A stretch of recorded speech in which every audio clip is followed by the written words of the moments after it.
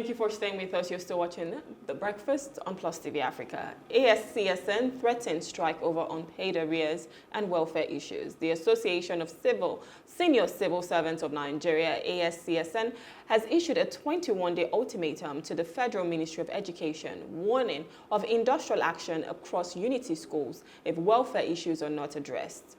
These issues, which include unpaid promotion and salary arrears, have been raised since 2023, with the ministry failing to engage in dialogue. Key demands from the union include unpaid arrears, promotion, salary, and elongation, creation of vacancies at the directorate level, settlement of allowances for displaced education officers in the Northeast, regularization of the PTA teachers' appointments, and inclusion of union members in school decision-making processes. The union also calls for scholarships for children of education officers in unity schools and the resumption of quarterly meetings with the government on welfare concerns. The Ascsn has warned that if their demands are not met by the end of the 21-day ultimatum, a nationwide strike will commence.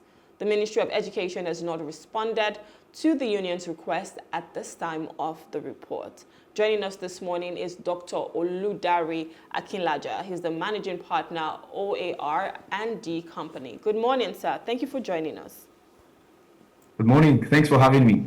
Thank you so much. So, of course, we're talking about the education sector, and this is very important with every nation because you want to be able to educate your people, and if you're educating, your kids, that would help them in future, not just making their brains more better, making them learned, but it could also give them the fighting chance of reducing poverty. So with education, that is so important. The people who are going to impact the lives of these people and impart this knowledge into the kids, their welfare is at stake here. So they're talking about unpaid salaries, no promotion, the welfare of their teachers, and all of that. And I went to a federal government college, so we're talking about unity schools in this case, which is quite sad. But for you, how important is it for us to prioritize the welfare of our teachers? So not just teachers in secondary schools now, but everyone who plays a role when it comes to impacting the lives of our children. Thank you very much for that question. Now, what makes this even a bit more sensitive is that we only used to hear of problems with teachers. The problem has always been, but when you hear about strike, you will always only hear it at the university level, right? Yes. Now, what's making this a bit more complex is that it's coming closer and closer to an age range that we cannot play with. Yeah. Now, two segments of an educational system that you should not play with is your early child education, and of course, that age range where the unity schools lie, because you are talking about a large population of people who are in their teenage age. So imagine them being home for some reason. So that's very critical. But be that as it may, I also think that we always, in Nigeria especially, we always come to the point where we are dealing with effects and not looking at causes. It's important we pay attention to causes. A cause, for instance, could mean, how is our educational system structured? What is the recruitment policy? What is the teacher to student ratio? Those kind of questions have to be asked, because what is then going to happen is that we're just trying to juggle too many balls at the same time, because we are then stuck. We are stuck with probably more teachers than we can afford to pay, for instance, or struggling with not having adequate teachers to create adequate subjects because our recruitment policies are a bit dysfunctional, or we're not able to take care of the amount of schools we have, simply because we want school in every region or schools in every region, right? And having multiple schools that we have limited people to cater for. So those are things. So we're just coming to the end of the pole where we're now seeing the effect of our lack of proper judgment, lack of systematic planning, and we're just trying to create cause and effect. And right now, we are just seeing the effect of years of not understanding this plan, this systematic approach to doing things, and us being able to say, you know what, this is not about sensationalism. This is about critical thinking. And that's where we find ourselves now. We are just seeing a product of lack of critical thinking. So with this, what is the government doing to address, what you've said? Because you've talked about the causes and now the effect. How do you think the government needs to play in this? Because if we've overlooked it for so long, at this point, isn't where we're supposed to be coming and saying we can't overlook it anymore because we know how important and how sensitive it is right now? What's the government's response in addressing all of this? Well, I hope they respond critically, but I must say this. Any response from government will create pushbacks. Now, because part of the pushbacks will mean government trying to say, oh, you know what, let's reassess our recruitment policies. Let's even test the standard of most of these our teachers and try to check the quality of how we recruited them in the first place. Is it a quality process? Or let's go and retrain. Or let's go and, once you are restructuring a thing, you will then even face more problem with the union.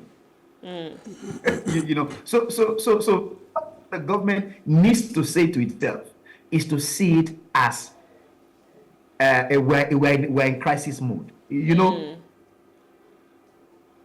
The disposition of government towards a thing will largely determine how it reacts to it. Right. One of the problems I've seen with education is we kind of take it with levity. Oh, no, don't worry. We'll just call them for a meeting, promise them something, and they will respond accordingly. Right? But if the government sees it as crisis, considering the age range of the children that will not be able to go to school, then I think they will react differently. First of all, we need to begin to reassess our educational curriculum. We need to begin to reassess our educational environment. We need to be able to reassess what, I don't know if you can still hear me. Yeah. Yes, we can. Okay, so part of the problems with what we're dealing with in Nigeria is that people need to get to a point where they see that what we have always done is not working, and to make necessary adjustments. Because part of the problems we are facing now is that, I don't know if you know, but for a long period of time, PTA, Parents Association, were handling these unity schools. Yeah. And so they served as stopgaps, for areas where government could not handle certain things, or maybe there were lapses. Now, I think, if I'm very correct, the PTA effect on schools have kind of been watered down and suspended. So that's why you are seeing most of these gaps showing up now. But for many years, the PTA parents have stood on the gap, to mitigate most of these things, which is some form of public-private partnership. I don't know what I'll call it as that. But you see, we need to start looking critically at our system of education. What is working and what is not working. Okay, let me be a pessimist. Doctor, let me be a pessimist right now. Government. Sorry, didn't you hear that? Let me just be a pessimist. Let me just be the spoiler. Government may never do what you're saying. So we're looking for alternatives. Because if you say it's because of a lack of critical thinking, I don't think it is so. They know what is supposed to be done for our education system to be better. That's why they take their kids outside. Because they know there's a better curriculum, there's a better standard, there's a better everything. And they take their children because they can. And the rest of the people who cannot take their children out of this country, they don't care about them. So in my pessimistic view, the government will not do anything about it. What alternatives do we have as individuals who will have to suffer these or the consequences of the bad policies from people who know but have refused to implement what is supposed to be implemented? What are alternatives that are available to us? It seems he didn't hear me and he can't hear us anymore. Because I am concerned. These people know. They know what an educational system should be like. Because this is what, one, they have gone through. Even those who attended school in Nigeria in those days knew what was obtainable. Like yes. at that time. A primary school standard 6 teacher or standard 6 person could teach in a school because the standard was really high. You finish primary school, you could teach. Then you talk about going to secondary school, you could teach anywhere. And then you're going to university. They knew what the standard was and the kind of things that needed to be done. Now, these people, even if they're not going to school in Nigeria nowadays, they're sending their children out. Yeah. They know what they do in those places. So they know what the 21st century curriculum should be like, how the schools should be like, how they should treat teachers and all that. They are not doing it. End of story. They do not care. They do not care. Because I think it's like, okay, keep them where they are so that our children will always lord it over them and their children's children. Honestly, I think it's a way to weaponize poverty. Yes. It's just a way I to agree. because they want to put you in that place where they can always suppress, oppress you, and you're coming to them looking for handouts.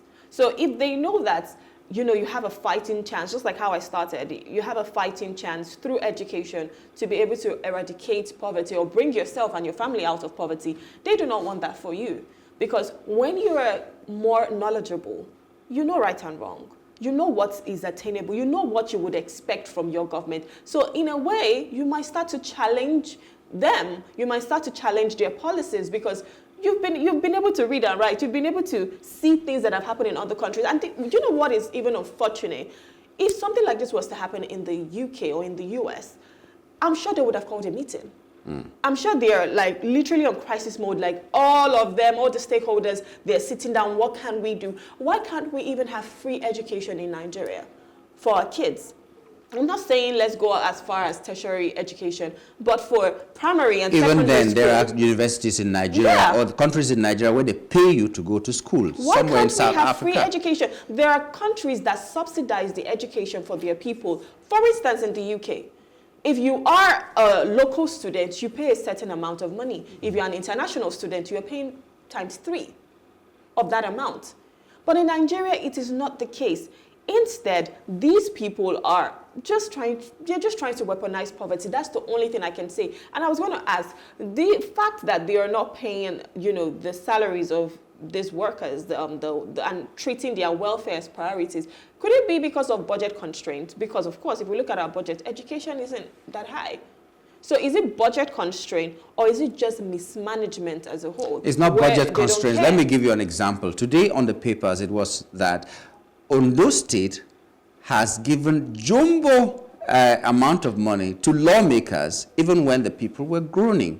So what would the lawmakers be doing? What will the lawmakers be doing with that jumbo allocation to the lawmakers that are few in number that cannot go into education? It's wickedness. It's greed. It's petty thievery. I would call it, yes, because what else will you call it? A state that is suffering or a country that is suffering, you are allocating humongous amount of money to lawmakers, money that could have been used in other sectors. You are allocating it to lawmakers only and allocating it to things that are very frivolous, the things that we can do without, because those are the ones that will give you the subheads to steal. So it's just theft that is going around, wickedness that is going around and all that. It's not that they don't know. Whoever is at the helm of affairs knows. And especially, like our guest was saying, once you are in the opposition, you know better, you know how to implement things, you know what is going wrong and all that. All of them have been out of government before. Now that they are in government, what happened to the things that at least they were thinking about before they went into government? Yeah. Now they don't know what to do. So even if you're not thinking anything new, the baton and they can't do anything about it. You're not thinking anything new. What about the old stock in your brain? What have you done with it? It went away. It's a terrible thing, just a terrible thing. It's quite sad and unfortunate that the basic necessities of life, as Nigerians, we just can't have it. Because what do we really need? I don't even think we're asking for too much. Other countries are they're thinking they're going to space. Other countries are thinking of flying to the moon. Other countries are thinking of, revolutionizing healthcare and looking for ways to treat cancer. We're still talking about basic education for our kids. We're still talking about no sustainable power. We're still talking about the roads being depleted. We're still talking about fuel subsidy being gone, and of course we have to buy fuel for over 1,000 naira. We're still talking about the healthcare system where there's an exodus of all of our brains, a brain drain in that system. Everybody is moving abroad. We have that push factor whereby we're pushing people out of the country. Why can't our government just come and sit down and say, what can we do to better the lives of our citizens? Why? Doctor, are you back with us?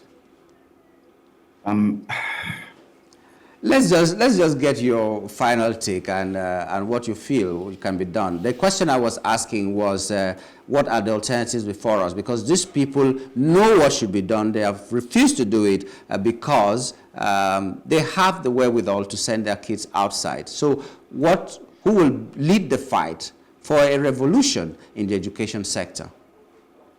Can you hear me? Yes. So I was listening to you guys as I was trying to connect in, and you see, I don't think it is just weaponizing poverty or people who don't want to get the job done. Ladies and gentlemen, guys, we have a wicked problem in Nigeria. There's something called in design thinking called a wicked problem. That's what we have in Nigeria. And you see, for over the years, we have, it's like having a faulty building and you're not changing the foundation. All you are doing is repainting. You're just repainting. You are not dealing with the foundation. I hear people talk about free education. I hear you. We are too top-down heavy.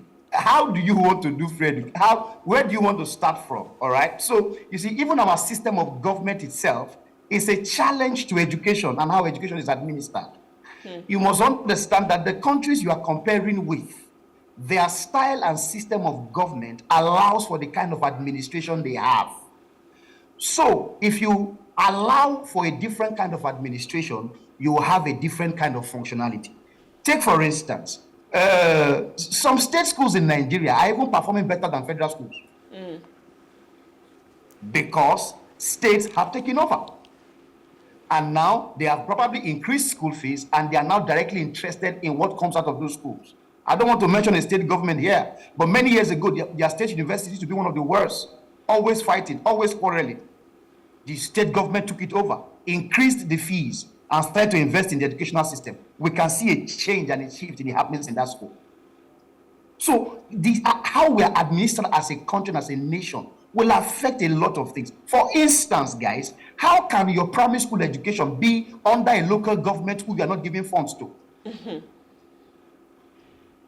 That's your early childhood education. They should have funding. When you then give local government fund, like probably it's going to happen soon, then you can now start talking of free education at the early childhood education, probably between the ages of 1 and 6 or 1 and 7, whatever. But our system of government is not allowing for proper administration. We need to look at the foundation before we now start talking about the effects it is creating. Thank you. Okay, so quickly, as we wrap up, what are some policies you would like for us to put in place? Because these are some systemic issues that we have. So what are some changes you would like to see, especially when it comes to our educational sector? First of all, the first step has been taken. For early childhood education, the local governments who are in charge of it must be heavily funded. Your early childhood education cannot be in the hands of people. You go around states in Nigeria and you see how ugly the primary schools are. That's your early childhood education. Simply because they are under local governments who are not allowed or properly funded.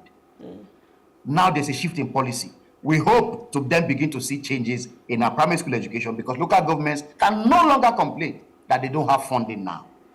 That's a shift in policy that's going to help. Number two, how are teachers recruited into our schools? You know, your unity schools have quota on how you recruit teachers, not on professionalism. It's a quota. It's a federal government institution. It's quota based. You know, so all these things will affect. How do you recruit teachers? How is your curriculum designed? How does funding, how does funding go to education? What is the system of funding? You know, sometimes there's so many things that you want to say, but not a lot of time is available for you to share it. it fundamentally goes down to how our nation is structured is affecting how education is being administered. So I would like the government to begin to see how they unbundle education from the chaotic system of government that we have and begin to allow education free flow. For instance, we are opening more universities when we can't even fund the ones we have.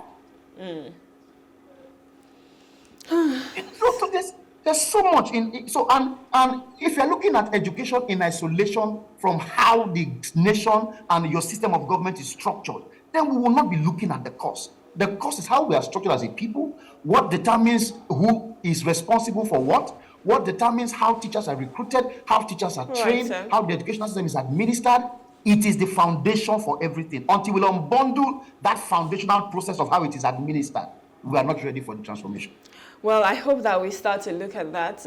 These are critical issues, and with our educational system, it needs to be overhauled. It needs to change, because education is what will give people the power. And if we're looking at ways to ensure that our kids are the leaders of tomorrow, we have to start from today by educating them. So I hope that the government will look at the causes, the effect, and start to address the concerns of the people and these systemic issues that we have. Anyways, we want to say thank you so much, Dr. Oludare. It's been a pleasure having you on our program. Thank you for your time. Thank you. Have a Thank you for having me. I wonderful day. apologize once again. Thank you Have very a much. wonderful Thank day. you so much. Have a wonderful day, sir.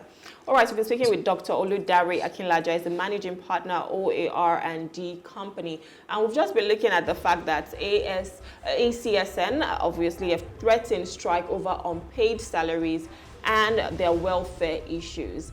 This is where we have to wrap it up on The Breakfast today. Thank you so much for having The Breakfast with us. My name is Rume Paulson. And I am Nyamgul Agaji. January is finally coming to a close shortly. So, Many people will get in alerts now. So congratulations. Thank you so much. Have a wonderful day. We'll see you again. Good morning.